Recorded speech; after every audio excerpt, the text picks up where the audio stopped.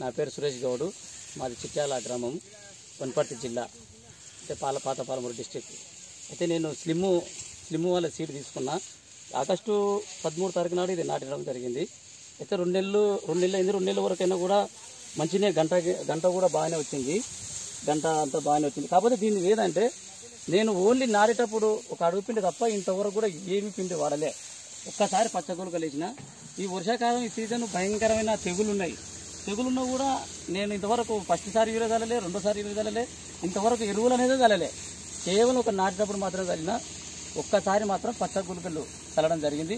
ఇంతవరకు అయితే చాలా బాగానే అనిపిస్తుంది. ఎందుకంటే ఈసారి అంతా దోమ కానీ, ఎర్ర తెగులు కానీ, అవి కానీ చాలా ఇప్పుడు 2 నెలల లోపలనే కమ్మసుకుంటే వేరే రకాల విత్తనాల 2-3 సార్లు స్ప్రే చేయడం జరిగింది.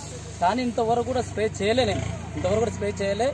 ఒక్కసారి కూడా నాటిన తర్వాత మాత్రం ఎరువులు అనేది వాడలే.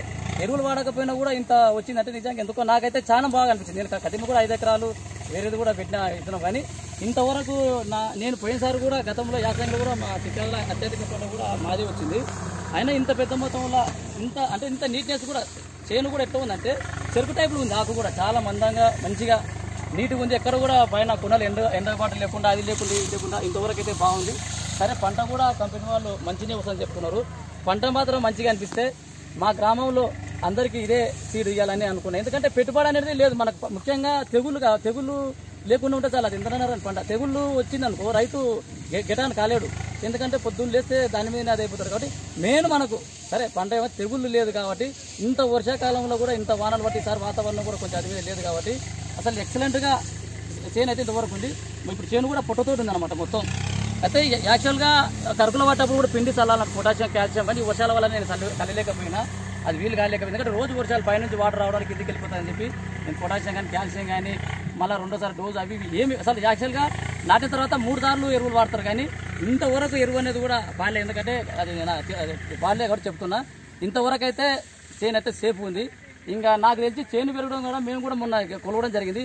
దాదాపు ఇది 2 జానలు కూడా వెన్ను వస్తుందని రైతులు అంటున్నారు. మేము కూడా ఎందుకంటే పొట్ట కింద నుంచి కొలిచి కూడా ఆ విధంగా కూడా రావచ్చు అనుకుంటున్నా. ఖచ్చితంగా అయితే సక్సెస్ కావాలనుకుంటున్నా. సక్సెస్ అయితే మాత్రం దీనికి మించిన విత్తనం అయితే లేదని నేను అనుకుంటున్నాను. నేను కూడా పోయినసారి మహేంద్ర వాళ్ళు వేసిన, సీటెక్ వాళ్ళు వేసిన, వేరే వాళ్ళ కంపెనీలు కూడా చాలా రకాలు అయినా కానీ తెగులు లేకుండా ఇంత దూరం ఉందంటే చాలా గ్రేట్ అనుకోవాలి. విత్తనం మాత్రం ఇది మాత్రం ఇంకా పంట వచ్చిన తర్వాత మాత్రం ప్రతి ఒక్క రైతు ఖచ్చితంగా వాడుకోవాలని నేను సలహా ఇస్తున్నాను.